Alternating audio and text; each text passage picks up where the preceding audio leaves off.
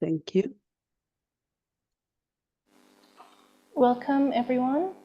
Welcome to this webinar held by Infinite in collaboration with MENA ISN, the Middle East, North Africa Influenza Stakeholder Network. Today's webinar is the second webinar that we hold on influenza with the MENA ISN. We held one last year, and today we are holding the second webinar in this series. As we all know, influenza remains a significant and evolving public health challenge globally, particularly in the Eastern Mediterranean region. This webinar, held in partnership with the MENA ISN, aims to address these evolving challenges comprehensively and collaboratively. Every flu season sees millions impacted by influenza, with severity ranging from mild cases to those leading to hospitalization or even death.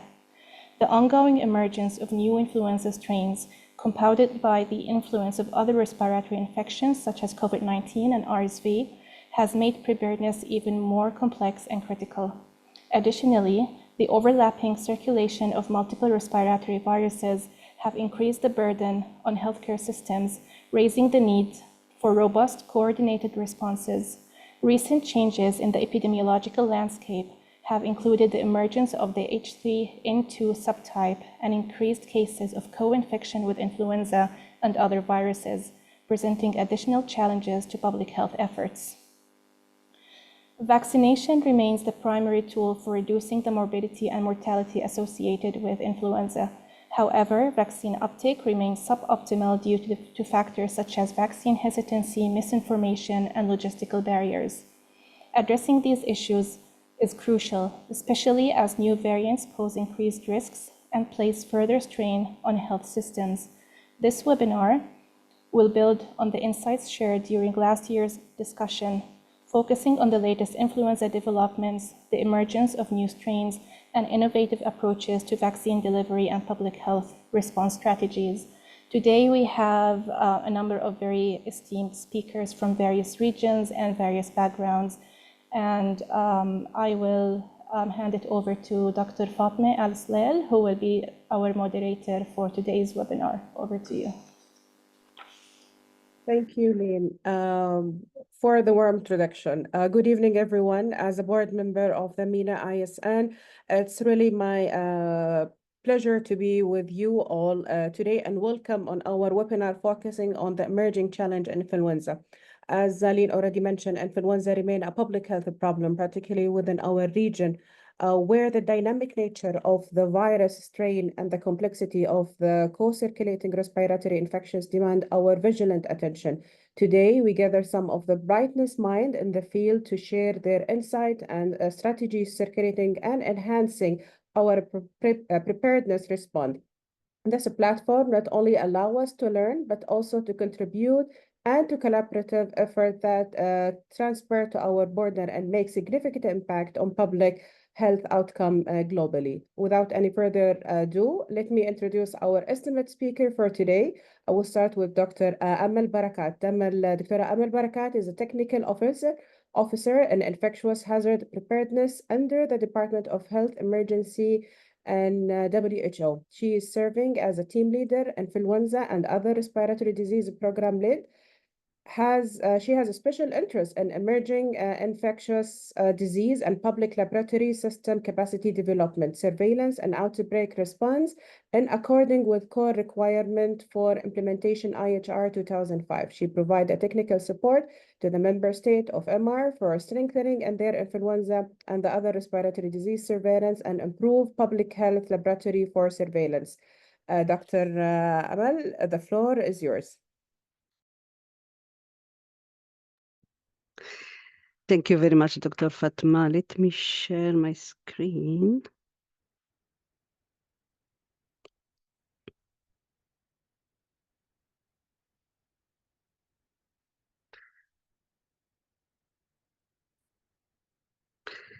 Okay, so just confirm that you can see. Yes, we can. Thank you. Okay, perfect. So, good afternoon, good evening, everybody. So it's a really great pleasure to be able to participate to this webinar. And thanks to the organizer for inviting the WHO EMRO to speak in this first session. Thank you very, very much. So I have been asked to present the influenza epidemiology in the region. So to start off, let me just give a brief reminder to the burden of disease of influenza. So there is around 1 billion cases of seasonal influenza annually, including 3 to 5 million cases of severe illness. We know that up to 650,000 people die each year of respiratory diseases linked to the influenza, and the majority of the deaths are in the children under 5 years, and the epidemic can result in high level of workers, school absenteeism and productivity losses, and clinics and hospitals can be overwhelmed during the peak of illness periods. So this is bring us to the, and here I really wanted to emphasize, I mean, the importance and the need to the global influenza surveillance. So this surveillance is really very important. I mean, to understand the burden of disease, as I said, in different countries, it's different from one to one. It's really important to understand who is affected. It's really important to know the seasonality, to pattern, the pattern also, especially in the tropical zones. It's really important to look at the changes of in the disease severity, transmission, the changes in the virus, especially the shift resulting in sometimes a new influenza A, and the seasonal drift, the outbreak of international concerns. And the information is coming from all the countries, advice on the vaccine composition twice a year, one for the northern hemisphere and one for the southern hemisphere. And it's really this information provide and inform the global context and support the organization, I mean, in the international, global, and the countries, I mean, to update the guidance, I mean, based on this information and recommendation, and also to support in the risk assessment in the 3 levels, global, regional, and countries. So this is just to give you an overview. I mew, we have seen that the influenza, it's really a major burden for public health. And I mean, in 1952, I mean,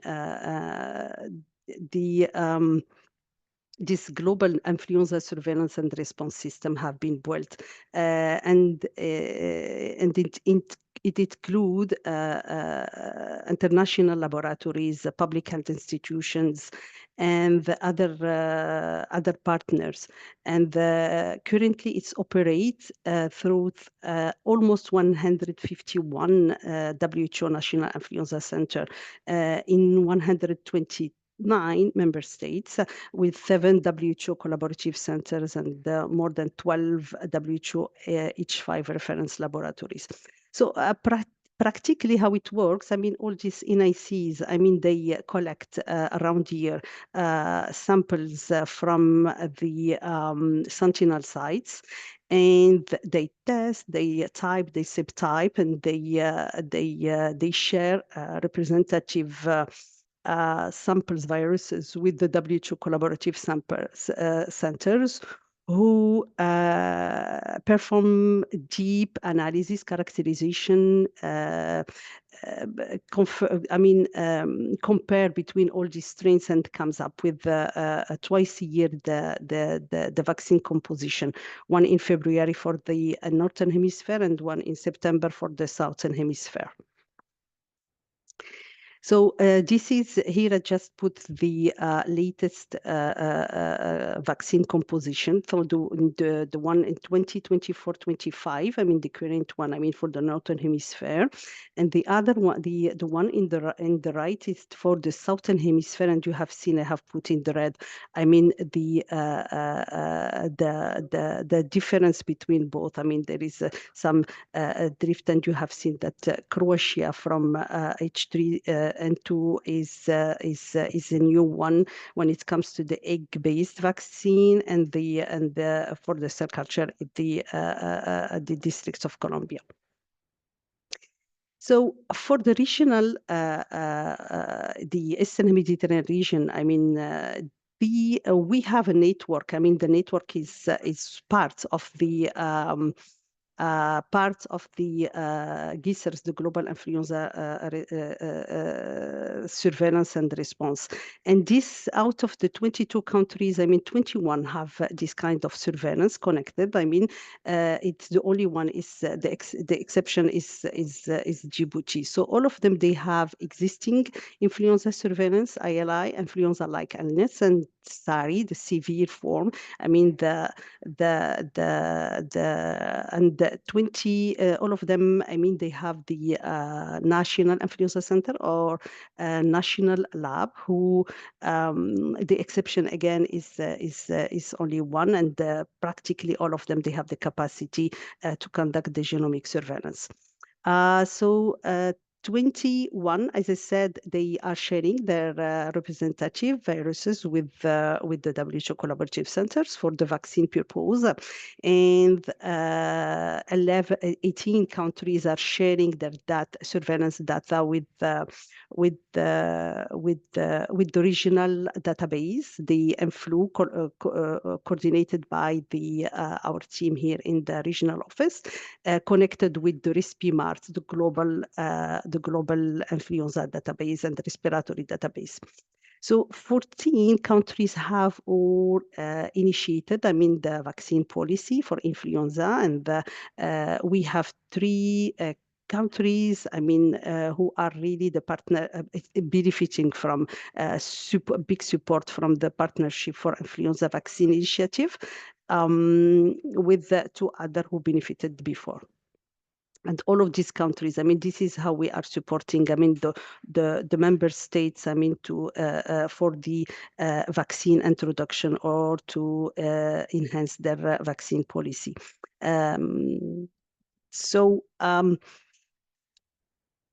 This network, I mean, have been, I mean, we say influenza surveillance, but you know, after COVID, we have WHO is really recommending to go for the multiple respiratory acute disease surveillance, and this is how we are supporting all our member state now for the integrated surveillance guidance. It's really to integrate COVID surveillance within the influenza platform, and adding other priority pathogen like RSV for the countries who are interested, I mean, for introduction of the RSV vaccine. As I said, I mean, we from the regional office is really supporting all the member states, I mean, to implement and the ILI, influenza-like illness, and SARI surveillance, coordinated with the national lab, and all these countries are reporting their data through the regional database, the Influ, connected with the RespiMart, the global one. And here is the first figure. I mean, we are developing and report and publishing, I mean, this weekly report, weekly bulletin, and they have put the link. It's a public. Everybody can follow up on weekly basis, I mean, the situation in the region. So this is one of the maps, I mean, we are publishing. It's really the following up both, I mean, the influenza and COVID in the same same. So the COVID with the red line and the influenza with the blue one. And if you can see that the influenza had increased in the last season. And if you see in the right, this is the current season. The last one is week, I think it's week 45. We publish it this week. And you can see that influenza it's increasing while the COVID is still in the very low activities. But if you compare 24 and 20 this season with the previous season, you can see that it's really a late season. So this is another. Sorry. The time. Can I say? Can you? I can't hear you. 10 seconds more, Dr. Amal. Okay, perfect. I will go fast. This is another one. I mean, it's really focusing on influenza with the different subtyping circulating in the region. This is the other one. I mean, and you can see that all the countries who are reporting see the circulation of the influenza A and influenza B, except Tunisia with only the H3. And here you can follow up each countries. I mean, the activity and circulation in each countries. So I will finish with I have added this one. I mean, the H5 EP curve. I mean, we all of us we see that there is a big attention around the circulation of H5 in United States, in the dairy cattle. And I have put here the circulation, I mean, from 2004 to present. And you can see that there is a lot of circulation of H5. Some cases are asymptomatic to mild symptoms, but no sustainable human to human. This is the most important thing to say till now. And I will finish with this one. This is a summary of the current situation. I mean, I am sure that you can, we will share the slides with all of you, so you can, this is what really the summary till now, what we know about all this, the circulation of H5N1 till now. But what we can say is it's concerning evolving situation, but not an influenza epidemic till now. And we are really giving a big support to all member states. I mean, for the preparedness and the build their capacity, and to share the information in the right and on time. I will finish here. Thank you very much, and we'll be very happy to take any question. Thank you very much, Dr.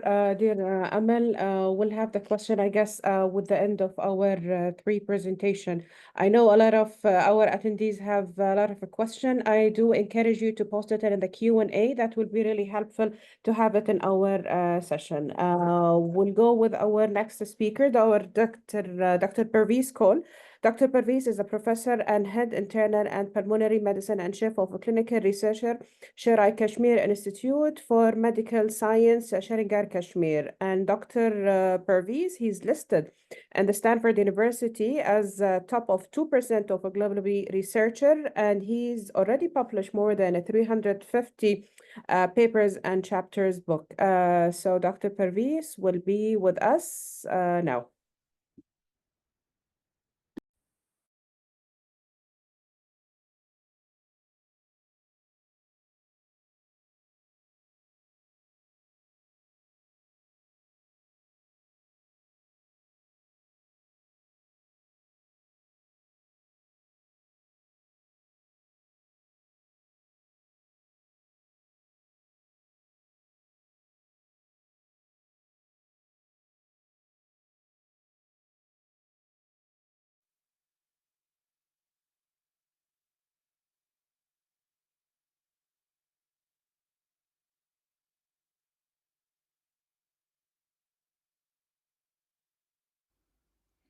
Good afternoon, and thank you, Afnet, Dr. Zeen, for having me as a part of this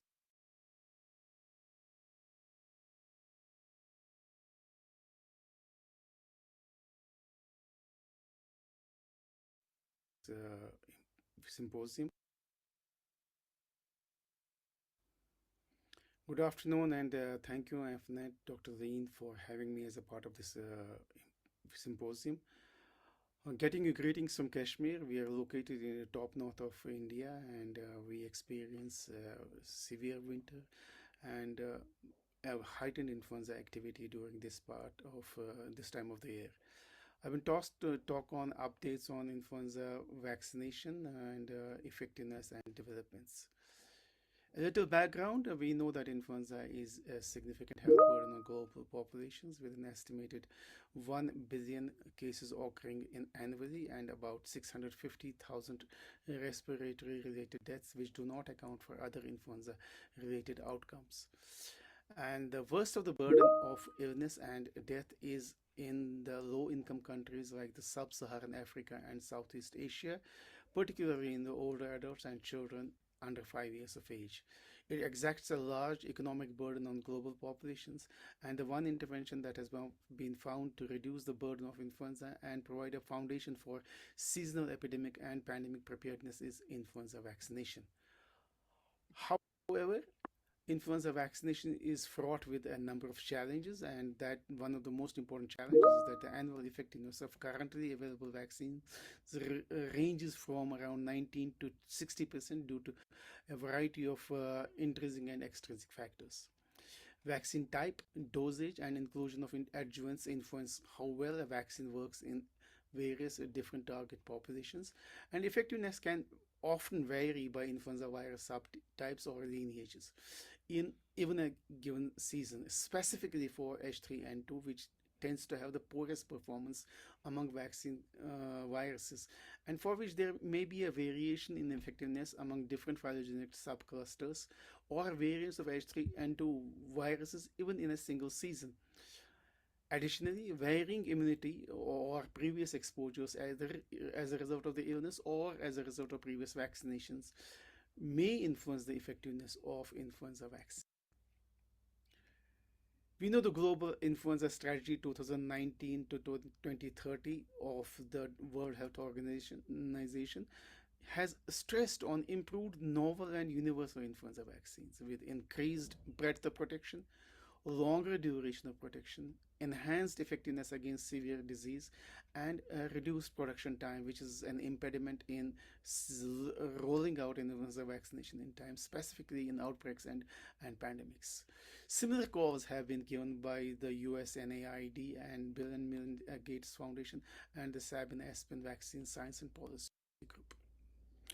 So at the bottom of this table, we have the traditional influenza vaccine, and we try to improve on the design of manufacturing and try to improve the effectiveness. And as you can see from traditional influenza vaccines, we go to enhanced seasonal influenza vaccines, which could be adjuvated in inactivated influenza vaccine by adding an adjuvant like squalene in oil. Or we could have a high dose inactivated influenza vaccine where you have added antigen. That means the antigen dose that you administer to the patient is much higher. Or there could be a recombinant seasonal influenza vaccine, which is developed on a recombinant technology in insect vectors. Subsequent to that, they have the next generation vaccines, which could be universal, broadly protective, and next generation seasonal influenza virus vaccines. And our performance improvement, our aim is to improve the efficacy, effectiveness, breadth, or duration of protection. This is a summary characteristic summarizing the traditional influenza vaccines and the enhanced influenza vaccines. The traditional influenza vaccines would be the IIV, that would be inactivated influenza vaccine, the LAIV, that is the live attenuated influenza vaccine, recombinant HA vaccine, adjuvated, and the high dose would be the ones from the enhanced influenza vaccine group. The starting material for all of the vaccines is the physical virus, except for the recombinant, where you require a viral genetic sequence to start off with. The substrate for production is eggs or the mammalian cells in the IAV, eggs for LAIV, eggs for both adjuvated and high dose vaccines, whereas we need insect cells for the recombinant vaccine. The production time is around 6 to 8 months for the traditional vaccines, similar for the LAIV, and 5 months for recombinant vaccines, and similar to the traditional inactivated vaccines for the adjuvanted and the high dose vaccine. Immunogenicity in terms of antibody response, it is moderate in case of traditional influenza vaccine, and it is moderate to strong in enhanced influenza vaccines. Cell mediated response is low, moderate for whole virion vaccine, moderate for LAIV, and low for all the enhanced influenza vaccines. In terms of effectiveness, wherever it has been tested, traditional influenza vaccines have a good effectiveness in infants, healthy adults, older adults, and pregnant women. LAIV has not been tested in infants. In its effectiveness is good in children and is obviously contraindicated in pregnancy and has not been tested in older adults. For the enhanced influenza vaccines, the effectiveness is good for healthy adults and older adults for the recombinant vaccines, good for the adjuvanted vaccines for infants and children as well as for older adults, and good for the older adults for high dose influenza vaccines. Other groups have not been tested for the individual vaccines. Safety and tolerability, there is no evidence of safety concerns for any of the vaccines. And cost is moderate to high for the LAIV, whereas the cost is high in all the enhanced influenza vaccines. Next generation influenza vaccines are all vaccine products which require a different approach or technology for their development and design and than the currently licensed vaccines. They could be universal influenza vaccines, which is protective against all influenza strains of both influenza A and B viruses, independent of the subtypes or shift or drift of the vaccines, because they're developed on the conserved portion of the influenza virus. Or there could be broadly effective influenza vaccines which may not reach the same level of criteria as for the universal influenza vaccine, but they are protective against multiple influenza viruses. They could be subtype specific, for example, against all H1s. They could be effective against multiple subtypes within a single group. They could be effective pan group, like group 1 or group 2 influenza A viruses, or all or all influenza B viruses. So, influenza viruses, next generation one could be next generation seasonal influenza vaccines, which could be effective against the seasonal influenza virus, or they could be effective against a multitude of viruses. For example, there have been vaccines that are under development on the messenger RNA platform for a combination of SARS-CoV-2 as well as influenza. So this is a very busy slide, summarizes the phase 1, phase 2, and phase 3 trial vaccines in development with different color codings. The violet ones talk about the VLPs, the pink ones are the recombinant proteins, the yellow ones are the influenza virus-laden vaccines, the orange ones are the non-VLP nanoparticles, and the green ones are the nucleic acid-based vaccines. Then the various populations are the high-risk populations are the red ones, like the older adults, and the pediatric populations are shown. So there are a variety of influenza vaccines that are under development in various stages of development. And this is a share of each vaccine platforms among all next generation influenza vaccine candidates in clinical development. As you can see, the bulk of the vaccines are nucleic acid based, and the others are recombinant proteins, influenza virus based, virus vectored, or the VLPs. And this diagram depicts the number of candidates among universal or broadly protective and next generation and combination influenza vaccines as characterized by the vaccine platform. And this diagram shows the number of vaccine candidates in or having completed in phase 1, phase 2, phase 3 clinical trials as characterized by vaccine indication. So it's very important that we integrate these newer vaccines once they are developed and into our scalable, worthy, are ready for introduction into the system, and we have to integrate these new vaccines into our existing immunization programs, considering their access, the cost, implementation strategies, and it's very important that we roll out these technologies in lower and low in middle income countries as well, where the bulk of the diseases there, and where the bulk of the problems because of the disease are there. We need to have a sustained funding for research and development and encouragement for the countries to enhance vaccination programs. And WHO's role is there strategically in guiding the improved vaccine characteristics. Once we talk of the updating of the vaccine, it's very important to recognize that since the times of the circulation of the COVID pandemic, there has been a virtual absence of the B Yamagata influenza B vaccine and virus, and we have recommended that it should be removed from the inclusion in the vaccine. And WHO has come up with a recommendation for exclusion of the B Yamagata in any of the inactivated or the live attenuated vaccines. However, they have also recommend that any place where you where you are actually using the quadrivalent vaccines, the B Yamagata lineage has not changed from the one that was circulating previously. And as a result of this, many countries have continued to use quadrivalent vaccines. However, there have been reports of vaccine-induced disease in patients who have been immunocompromised, and as such, it is recommended that influenza B Yamagata be actually removed from all vaccine formulations. And once it comes to giving the vaccine, the most important factor that we have demonstrated as being important for any successful vaccination program is the sensitization of the care providers. If the vaccine provider knows that he has to give the vaccine, then only it can be successful a program. This is one of the studies that we did recently in the deep south of the country, and we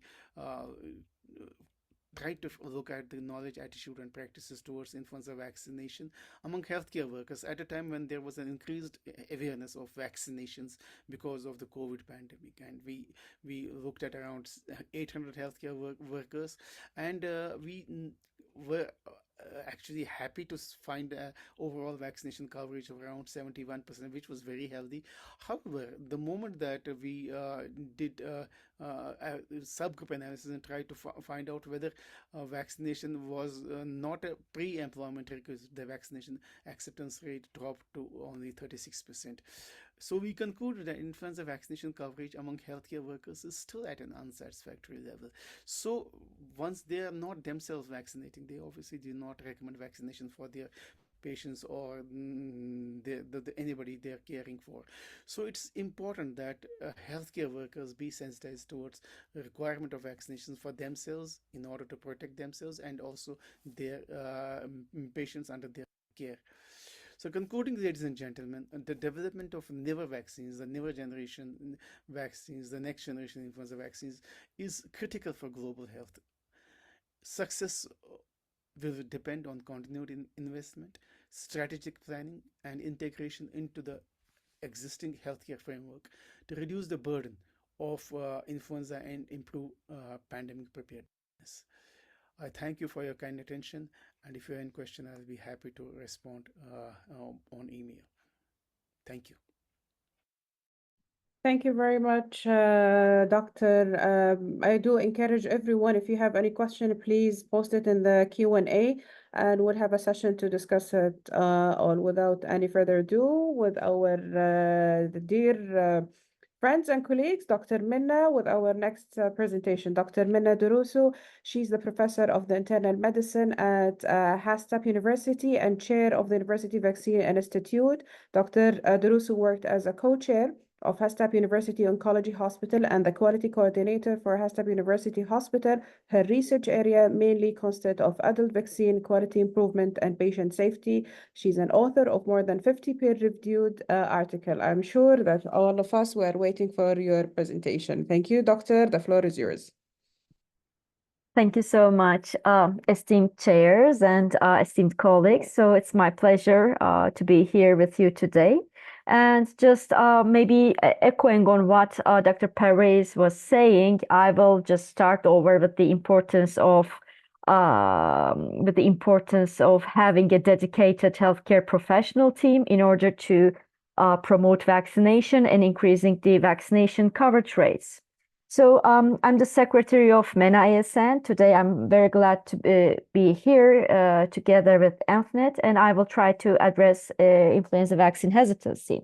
So these are my disclosures. And today I would like to visit, of course, very briefly, the influenza vaccine hesitancy in the Eastern Mediterranean region, because we have our own regional cultural codes, behavioral codes, so that it's important to have data from our region as well, and discuss effective strategies to increase acceptance and coverage, and also to present just a very brief overview of a tailored communication approach which you can use in your daily life.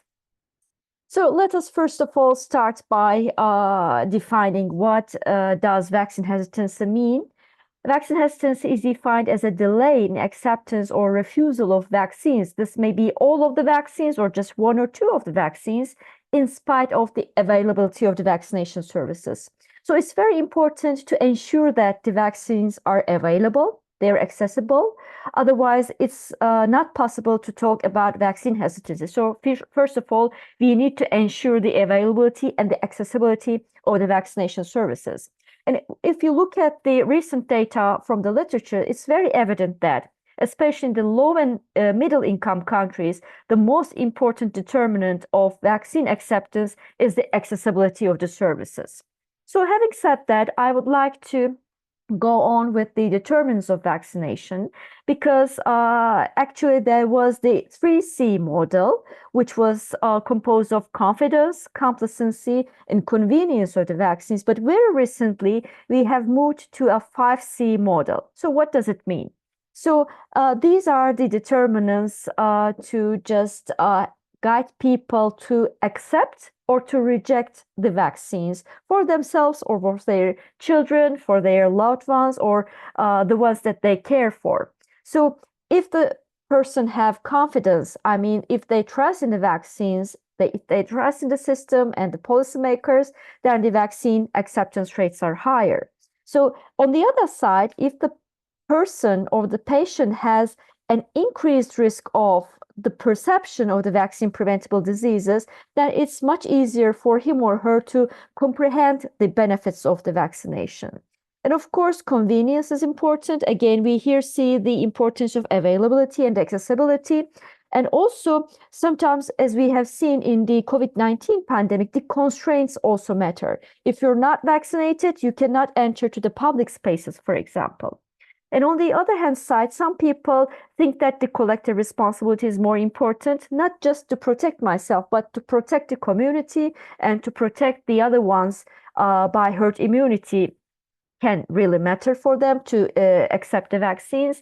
And also we talk about the calculation factor, which depends on the health literacy, the vaccine literacy. So how do people engage in the information searching? Where do they get the vaccination information from? These all matter. So when we look at the EMRO region, of course, there is actually a very recent study from the EMRO region, including participants from many different countries. And we can see that here, for example, half of the parents were hesitant about vaccinating their children against influenza. So we know that vaccine hesitancy, either the parental vaccine hesitancy or the self-vaccine hesitancy, and even the vaccine hesitancy of the healthcare professionals, these are very critical issues in our region. So in this study, it has been seen that parents who were depending on healthcare provider as a source of information regarding vaccines were less likely to report vaccine hesitancy. So we see that the healthcare provider recommendation is really critical to increase the vaccination coverage rates. And on the other hand side, those who use the social media as their source of health information showed a significantly higher vaccine hesitancy. So it's very important where the population gets the information from. So we are living in a world of misinformation, disinformation. So it's very important for us to lead people, to guide people, to get the true information from the correct source, actually. And we have recently done a survey among the adult patients which were seen in the internal medicine outpatient clinic. And we have used some validated surveys in order to analyze the determinants of vaccination acceptance for influenza, COVID-19, and pneumococcal vaccines. And we have recruited over 500 participants. And what we have seen is that actually the vaccination coverage rates are really very, very low. So these are the patients coming to the internal medicine department. So most of them has at least one comorbid condition, but still the flu vaccination coverage rate was below 20%. And considering the target of 75% flu vaccination coverage rate, this is really, really low. And the pneumococcal vaccination rate at any time was around 11%, and the COVID-19 vaccination coverage rate was around 87%. And when we have applied the 5C model that I have mentioned at the very beginning, we could see that there were different determinants of behavior for each different vaccine.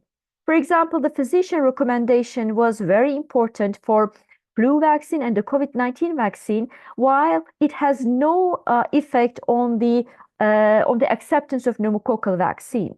The only significant association with the pneumococcal vaccine was just the presence of the chronic disease.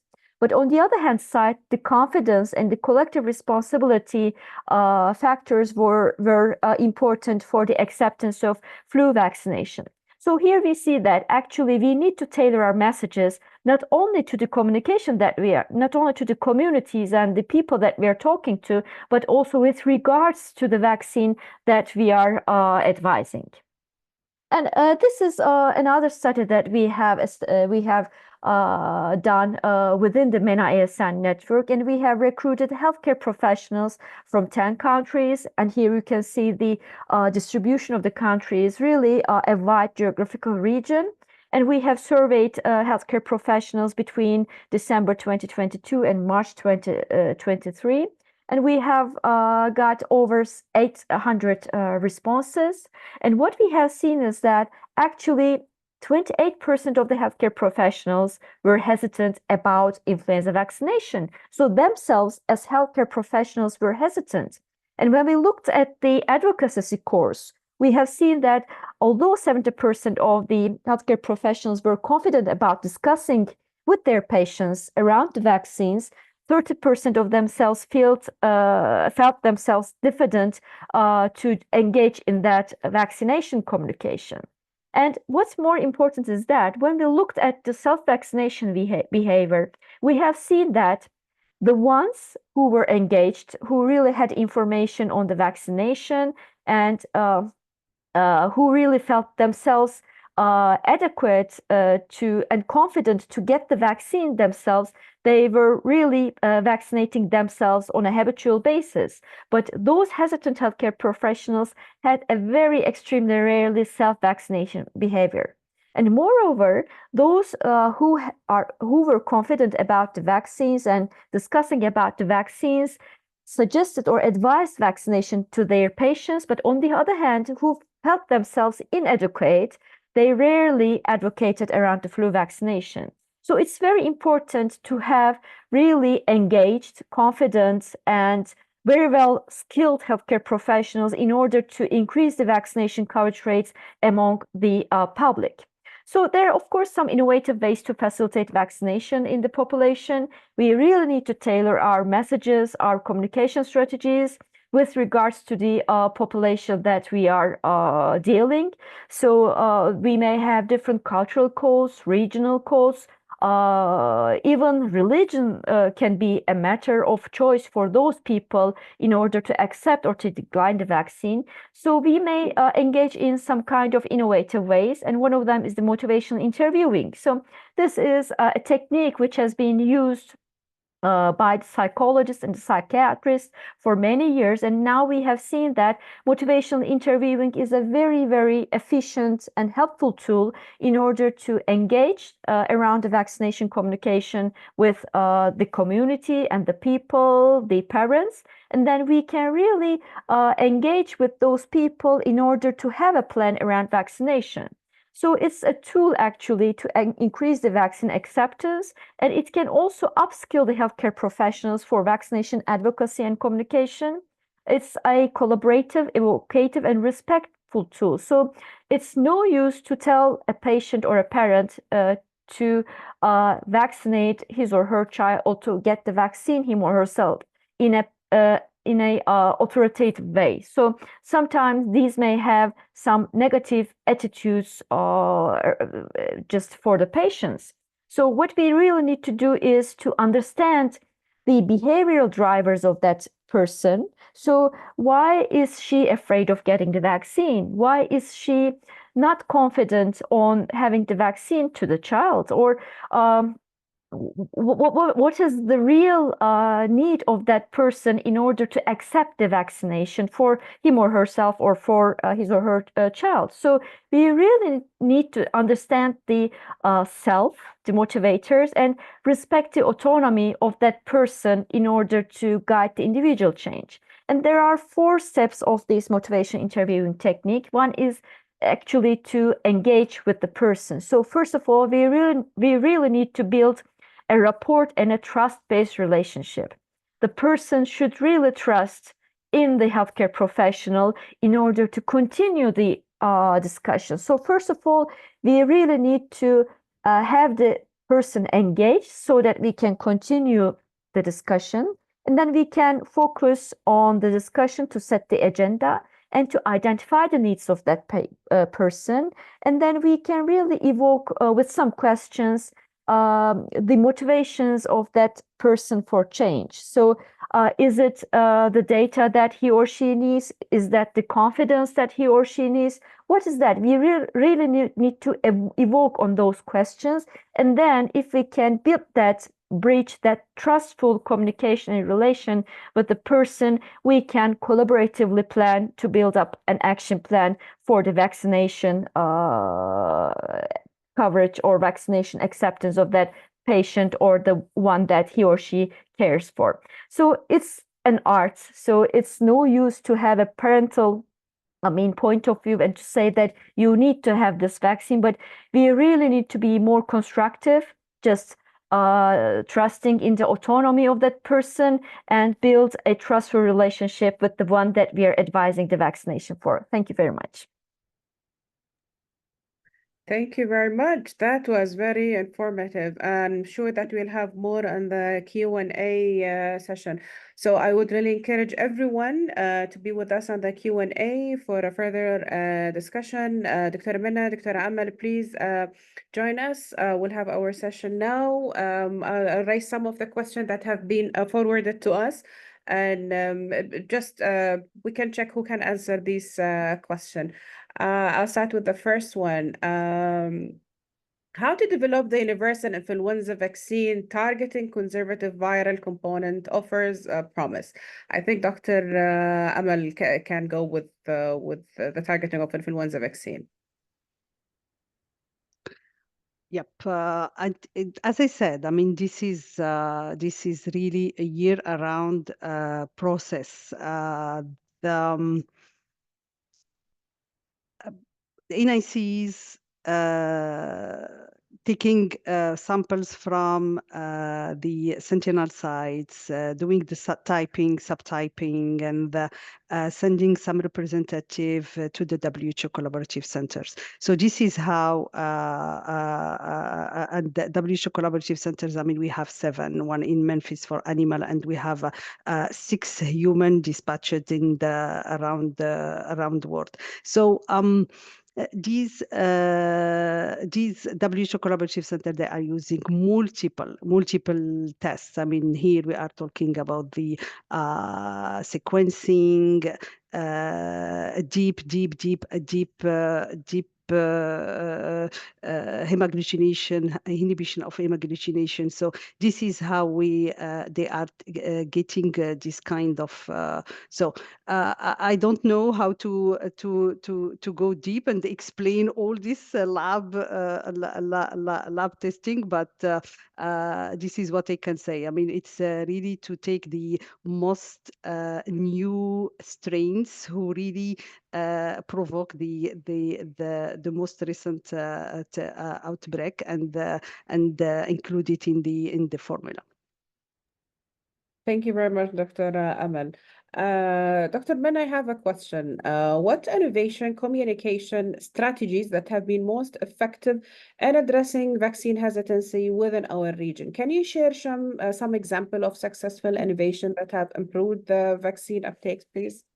Yeah, thank you so much for this question. Of course, what's working in the US may not be working in our region. So we really need to be, first of all, aware of our cultural codes, the needs of the people. And I insist that we really need to, first of all, ask the question about the accessibility and availability. Do these people just rely on a free vaccine? Do they have some issues with the reimbursement, with the financial thing, or are they really hesitant about getting the vaccine? So motivational interviewing techniques are techniques that have been proven to really work with engaging the patient and having a time dedicated with the patient.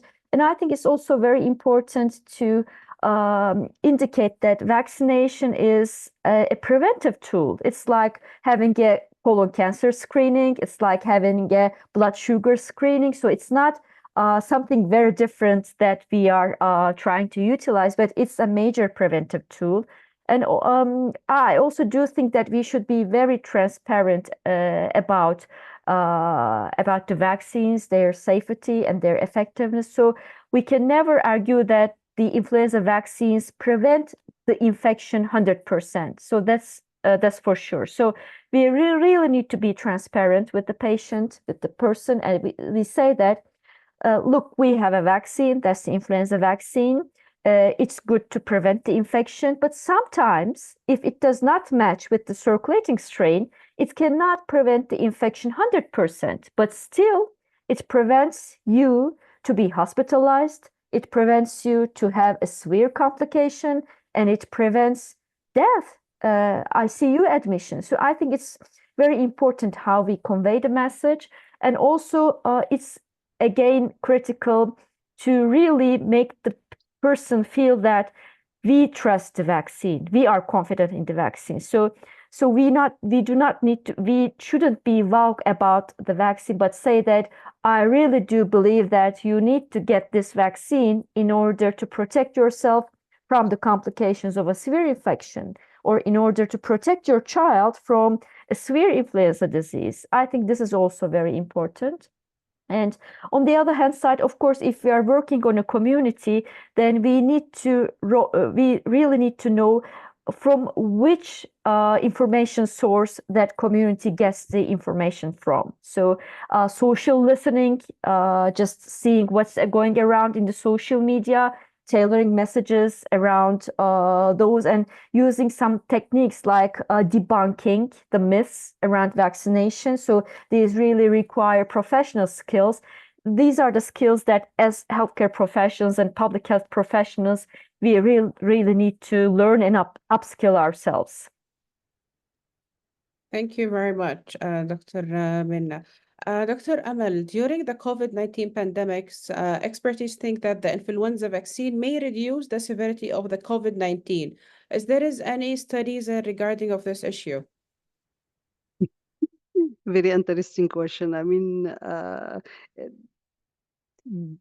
two different viruses. I mean, we are talking about really two different viruses. I mean, influenza and COVID. I don't think there is any cross immunity between both.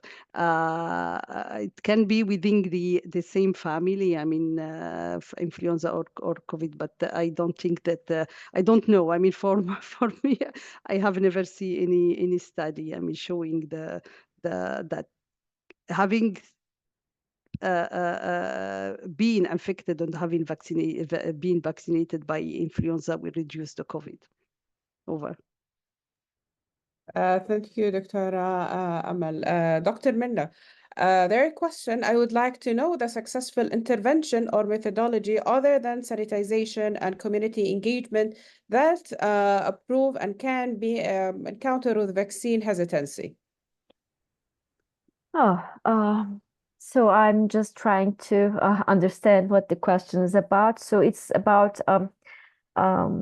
I mean, of course, the leadership is important if that's the question, because there are just examples of the most successful countries which are performing the best around the world, who have reached or approached 75% influenza vaccination coverage rates among the high-risk populations and the elderly. So it's not maybe directly related to vaccine hesitancy, but I would like to stress that leadership is also very important. So you really need to have a system in place.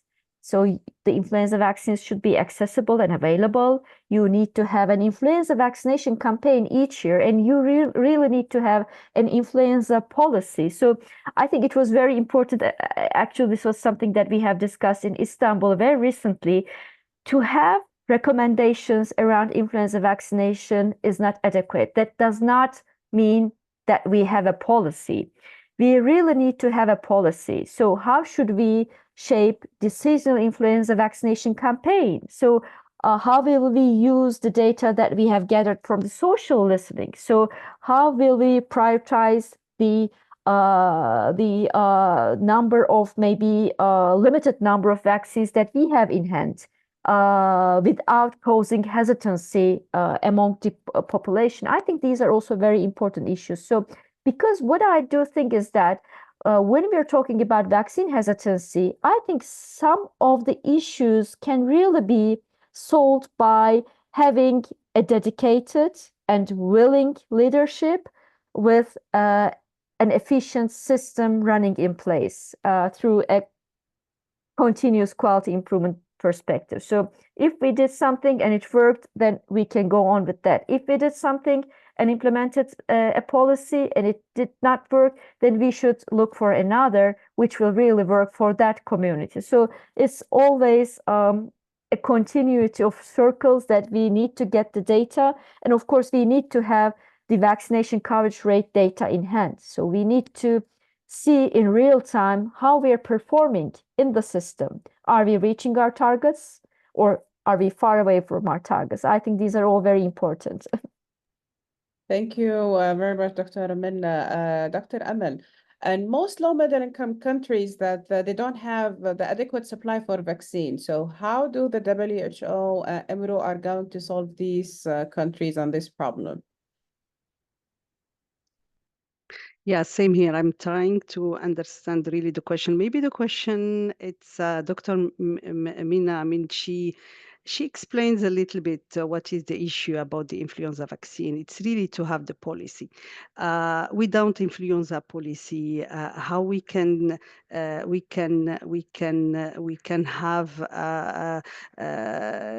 really a nicer coverage. So, and the problem is this is what we are missing here in the country in EMRO. I have put in my slide that 15 countries have or initiate, because I prefer to put initiate vaccine policy, because we have run, I mean, 4 years ago, I mean, a big survey, I mean, to understand the influenza vaccine policy in the region, and many countries, I mean, they just put yes for the question, have you a national influenza policy? And they will put yes. But when you dig really deeply, you will see that it's not a policy. It's mainly, sometimes it's really recommendation from Ministry of Health or circular or something. And this is not a policy. Policy, it's really more than that. So this is what really we are how we are supporting countries. I mean, we are are really going one by one individually. I mean, as you know, I mean, in MRO, I mean, we have different capacities in the countries. I mean, we have the richest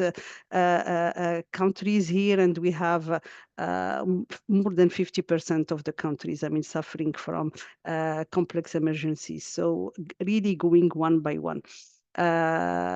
Influenza, let's be frank it's not a priority in these countries. So, but it's not stopping us to support. I mean, because it's a preventable. People are dying. I have put the burden of influenza disease. People are dying. So we are really supporting this country individually to at least initiate this policy and to prioritize. They don't have the capacity to cover all the risk group as by the SAGE group, recommended by SAGE group, but at least to prioritize and to support and to save life. So this is how we support one by one. We have a lot of I cannot say what we, but I have seen here adequate. They don't have adequate supplies of the vaccine. I don't think it's about supplies. It's really about the full picture, the full capacity, and this is what we are how we are supporting countries. Thank you, Dr. Amal. Dr. Minna, I hope that you're talking about the leadership and the hesitancy, but I want to address a different aspect in addressing vaccine hesitancy. How important is the role of the local influencers and the community leaders, especially in our region, especially when we talk about the influencers right now with the social media and all of this? What are the strategies can be implemented to engage them effectively in public health campaigns, especially? Yeah, that's a great question because we all do know that people get the information from the social media. So this is our reality. So we really need to have an eye and ear on the social media to see what's going around there. And we also need to use those influencers because if people just would like to learn from those influencers, we really need to find a way to also have them speak about the vaccines and just maybe promote confidence among the vaccines. So I just recall hearing about a study from the US, I guess, and they were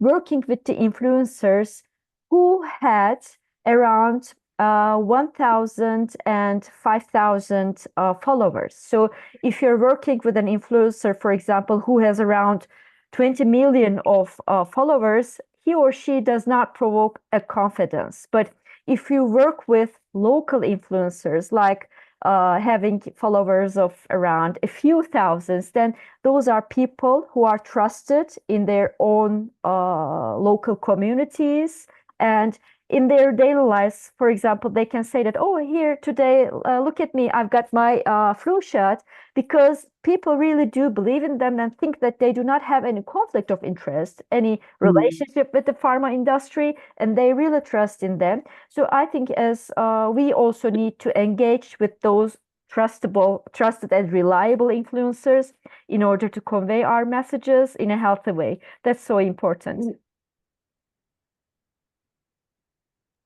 Thank you very much, Dr. Minna. Dr. Amal, is there any risk, even a tiny, of developing a new pandemic within COVID-19 variants?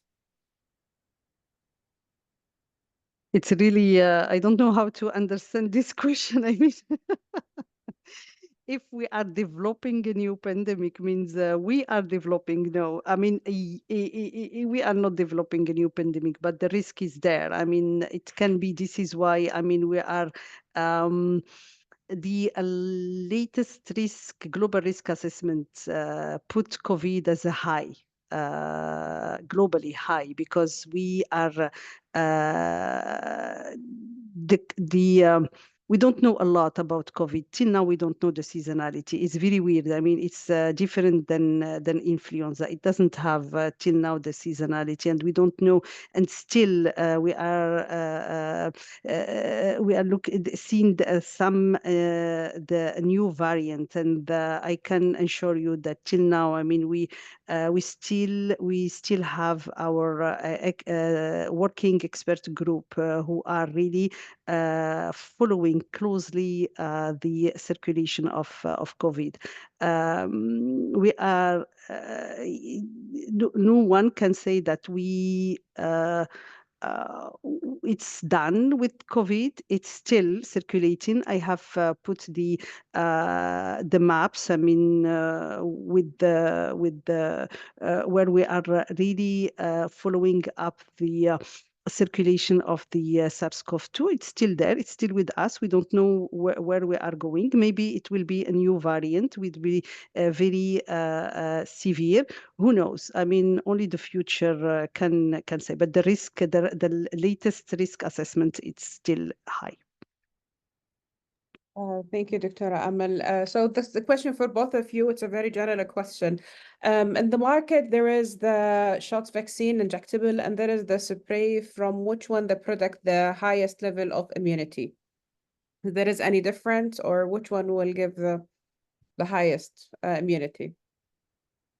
Yeah, maybe I can start. Of course, the live Dr. attenuated Minna, I guess you're muted. vaccine. Yeah. Do you hear me? Yeah. Yes. The live attenuated vaccine, of course, provokes a mucosal immunity so that it can work in different ways. But I need to just remind all of the attendees that it's a live vaccine. Although attenuated, we cannot use it in pregnant women. We cannot use it in immunosuppressed people. So it's mainly for the children. So we cannot utilize it in the high-risk adults and in pregnant and in the adults that we need to vaccinate with the inactivated injectable vaccines. So actually, these vaccines are in different categories. So we need to look from different perspectives. Thank you, Dr. Amal. Influenza accounts for almost 95% of the infant death caused by lower respiratory tract infection. The question is, why influenza vaccine is not the priority listed for children under 5 in countries with high child mortality? Dr. Amal, I guess, or Dr. Minna? Dr. Amal. Thank you. I mean, we cannot say it's not a priority. It's a priority, but as I said, there is no vaccine influenza policy. I mean, a lot of countries, I mean, to convince, I mean, the senior management, I mean, this kind of vaccine, I mean, it's costly. We know it's costly. It's not a live vaccine. It's a yearly vaccine. I mean, you have to vaccine this risk group on yearly basis. And this is why a lot of countries, I mean, they will ask for the real national data, the real disease, their national. This is how they can convince. And when they are convinced, I mean, it comes on this. It's a costly, and sometimes they don't have this the budget to vaccinate all the risk group in yearly basis. This is what I can say. Maybe Dr. Men can have more information. Yeah, thank you so much. I think this is so important to discuss around vaccinating children, because we do know that influenza disease can be really severe among children under 5 years of age. And unfortunately, 75% of the severely affected children are those without any comorbidities. They are totally healthy children, but they get sick, they become hospitalized, and they even die. So vaccinating the children less than 5 years of age is critical, and many of the countries actually prioritize them in line with the recommendations of WHO with the influenza vaccination policy in the influenza vaccination policies. And I really would like to say that it's not just the children below 5 years of age. I mean, you need to have, this is the reason that why we should have a policy. So what we are trying to achieve, do we trying to flatten the curve of the influenza epidemic during a season? Do we try to decrease the hospitalization rates? Do we try to decrease the circulation of the influenza virus among the community in that particular season? I think this is all what it matters. So if we really need to have a preventive point of view, I think we should also vaccinate children between 5 and 14 years of age as well, because when you look at the surveillance data, you see that the cases start among children who are in the school between 5 and 14 years of age, and then they spread the disease to their households, to their parents, to their younger children.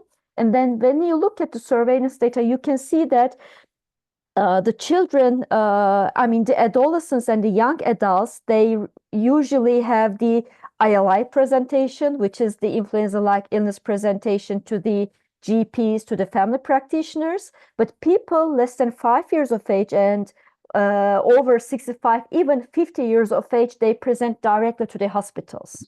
So that's why we really need to have a policy. What we are trying to achieve, is that just the vaccination coverage rate? I think it's no, because it's much more than the vaccination coverage rates. We don't actually just aim to prevent the elderly or the adults with the comorbidities, but we also need to aim to flatten the seasonal influenza curve as well, because people just rush into the emergency rooms, to the family physicians, and if we do not vaccinate the small children and the adolescents, we can never control the influenza dissemination within the community. So it's again the policy. So how many doses of influenza vaccines we have in that particular country, and what's our aim? Who should we prioritize? So what's the pressure on our healthcare systems? These factors all need to be taken into account in order to have a solid prioritization and a policy around the seasonal influenza vaccination. Thank you very much, Dr. Minna and Dr. Amal, for this explanation. Considering the current circulation of the influenza, COVID-19, and the RSV, what collaborative strategies can be implemented to manage these overlapping health threats in our region? How can the regional cooperation be strengthening to enhance our collective response? Yep, this is exactly what I explained when I said that there is a pre-COVID and post-COVID. I mean, pre-COVID, I have explained. I mean, how the global influenza surveillance and response network was. I mean, focusing on influenza. But now, I mean, what we are recommending to countries, it's really this integrated respiratory disease surveillance and response. And I have put in one of the slides, I mean, the new guidance, it has been published 2 months ago. And this is how we are supporting all the member states. I mean, how to integrate, I mean, COVID surveillance within the influenza platform, using the influenza platform for other priority respiratory disease.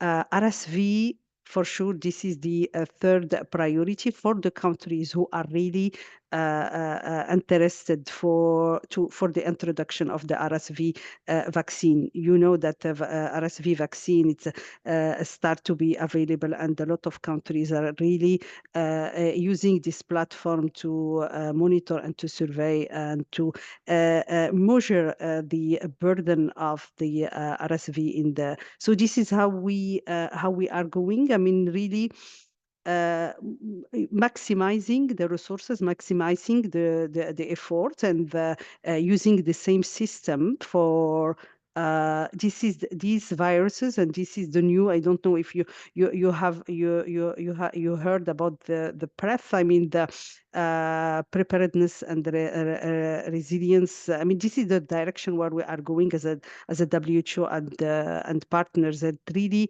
to put all the pathogens within the same mode of transmission in one system. So all these pathogens are respiratory with the same mode of transmission. So why not to maximize the resources and put them under one system for surveillance and the response. And this is what we are. So it's the guidance explain for those who are interested, explain really how within one system we are monitoring, surveilling all this priority pathogen within one case definition, one system, and the response of course it's the same. Thank you very much, Dr. Amal. Again, to our participant, please, if you do have any question, please post it in our Q&A, as we are almost having a few minutes more to go, and we need to get all the information we needed from our representative. Dr. Minna, I have a question to you. What initiative can be introduced to ensure that our healthcare workers in our region are adequately trained and supported in delivering influenza vaccine and managing outbreaks, especially in high-risk communities? Yeah, So what that's a very critical question, because what we have really seen recently is that, first of all, we do not need an adequate graduate training program around vaccination. So especially the adult vaccination or the lifelong vaccination strategy is quite new. Just when we're talking about immunization or vaccination, the healthcare professionals usually perceive childhood vaccination as the only mode to vaccinate and to protect the communities. So first of all, we really need to integrate that lifelong vaccination or immunization policy or the target to our medical education or the education of the other healthcare professionals. This is the first thing. And the other thing is actually, as I'm a physician, I can say that we have never been informed or trained or on communication skills, on how to understand the vaccination behavior or the health behaviors of our patients. So we have just been filled with theoretical knowledge, which really does not work in the community when we're trying to engage with our patients. So these are called the soft skills, but I don't think that they are soft at all. They are the hardest skills that we really need to get. So what we really need to do is that to integrate all these skills into the pre-graduate education of the healthcare professionals, so that we can really engage in a healthy way with our communities and patients. And of course, we really need to have a continuous professional training around vaccination, because it's a very, very dynamic area. So the recommendations change, new vaccines come into place. So the vaccination recommendations are shaped nearly, absolutely in a real time with the data that we get from the surveillance. So it's so dynamic. So we really need to have that upskilling and the continuous professional training of the healthcare professionals around vaccination issues all of the time. This should be a very integral part of our pre-graduate and professional training, because what I see is that if you just don't have the core knowledge in the pre-graduate training, and if you just don't have the core values in order to prevent disease, to protect your patients and the community, then it's really hard to convey the messages in the postgraduate periods in the professional training. So we really need to have the basics of these knowledge and skills in the pre-graduate faculty training and education curricula. Thank you very much, Dr. Amal. Dr. Amal, very quick question. Should we examine the immune system prior to any vaccination and anything to do it before any vaccination? Wow, how? Not easy at all. I don't think this is how the vaccine is going. I mean, of course, I mean the risky group. I mean, for sure. I mean, immunocompromised people. I mean, This is the kind of people, I mean, we cannot vaccinate without special approval and special follow-up with their physician. Of course, there is a lot of risk group who needs to have the individual, I mean, it's case by case for the vaccine. But for the other group, I don't think we need to have a check of all the immunity before we give the vaccine. Perfect. Thank you very much. Are there any studies on the genetic effect on those who have take influenza vaccine and its effective on a future generation? Have any of you came across any of those kind of studies? I No, mean, there is a side effect, but not genetic. I mean, I have never seen. I mean, I even don't know what is genetic effects. Please go ahead, Dr. Mina. yeah, I just thought about the epigenetic effects, which are very famous currently. So many environmental conditions may have epigenetic effects that are inherited through the generations. But I've heard about the COVID-19 infection itself. So if for example, the mother gets the COVID-19 infection, the epigenetic effects of that infection are inherited to the children. But it's not about the vaccination, it's about the infection itself. So, I mean, the epigenetic signatures that the infection establishes, but otherwise, I did not read about the effects of the vaccination itself. Thank you, Dr. Amal and Dr. Minna. I guess Dr. Amal يعني talked about it a little bit, but we can elaborate a little bit. Other question regarding the regional strategy help mitigate the impact of influenza outbreak in the low resource countries. How can they do, Dr. Amal?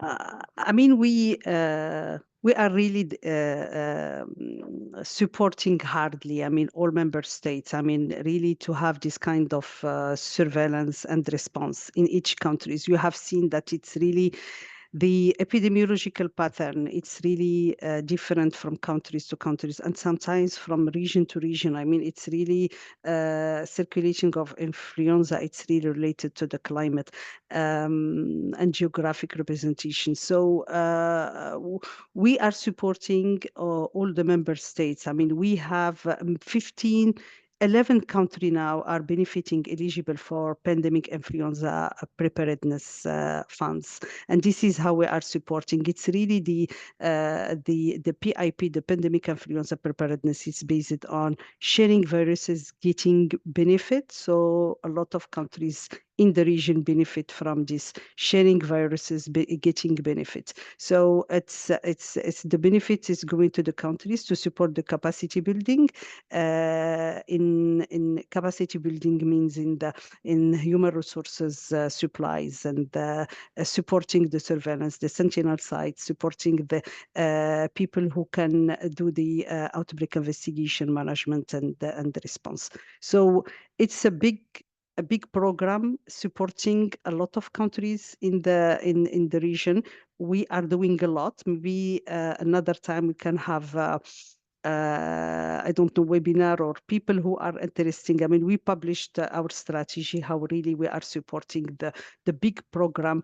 I mean, we know influenza, COVID, and even MERS. I mean, we forget that the MERS is a priority in the region. Our strategy, it's really all the priority respiratory pathogens circulating in the countries, and each countries has to have their own pandemic preparedness plan to mitigate, support the outbreaks in countries and any future pandemic. I mean, we have seen that countries, even the low and low income, middle income countries, have invested a lot to support COVID pandemic. And our role is really to support these countries, I mean, to sustain this COVID gain. it's really, it will be shame. I mean, if we are losing all these capacities. And when we the vaccine is the one of the, of course, for influenza. I mean, we have the therapeutic, but the influenza vaccine is one. This is what we are really, it's our priority to support all the countries to introduce the influenza vaccine within the routine immunization program. We have a big strategy again for all countries. I mean, how we are. It's a long way. It's not easy. We have seen the many countries. I mean, influenza. It's not a priority, but it's our priority. Everything is our priority, so we are doing a lot, and we have a big strategy. I mean, we have published a lot, but we will be more than happy, I mean, to share anytime. I mean, our big strategy, how we enhance the full program. Dr. Fatima, can I just have an addition here? Because I think in this region, we are in a special condition because we have Hajj and Umrah. We should never forget about that. So there are millions of people gathering together, and the season is now approaching to the highest influenza season year by year. So we should never forget that influenza is still the #1 vaccine preventable infectious disease, which is transmitted during Hajj and Umrah. So it's not mandatory for many of the countries to vaccinate their travelers with the influenza vaccination, with the influenza vaccine. But I think we should also consider to have a mandatory influenza vaccination policy for those who are traveling for these mass gatherings. It's also very important from the regional perspective. Thank you very much, Dr. Minna and Dr. Amal. I know there is a lot of questions that it will be needed to be answered, but hopefully, maybe with our next webinar, we can discuss all of these questions and have more time to talk about all of this. As we conclude today and Light's webinar, I would like to extend my heartfelt gratitude to our speaker, Dr. Amal, Dr. Pervez, and Dr. Minna, for sharing their expertise and invaluable insight. Your contribution have helped illuminate the pathway we must explore to enhance our regional and global influenza preparedness. Thank you very much to Infinite for this webinar and for all the preparedness that have been in the backgrounds. Moreover, I would like to express my appreciation to all our participants for their active engagement and thoughtful probing question and all the things that we have open for discussion. It's your commitment and that drive this discussion forward and to help translate learning into action. Today, discussion have helpfully inspired new ideas and strategies that can take back to your representative organization and communities. Let us continue to foster a spirit of collaboration and innovation in our effort to improve influenza preparedness and response. These collective endeavors is a vital in protecting public health and ensuring a healthier future for all of us. Thank you once again, and I look forward to our continued collaboration. Stay safe and stay informed, and let us meet the challenges ahead with resilience and determinants. Thank you, everyone. Thank you. Thank you. Thank you. Bye-bye. Thank you. And just before we leave, I would like to apologize on behalf of Dr. Pervez for not being able to join last minute, but he was kind enough to share his presentation for today. So thank you all. Thank you for the speakers and for the participants, and have a good rest of the day. Thank you. Bye-bye. Thank you. Bye-bye.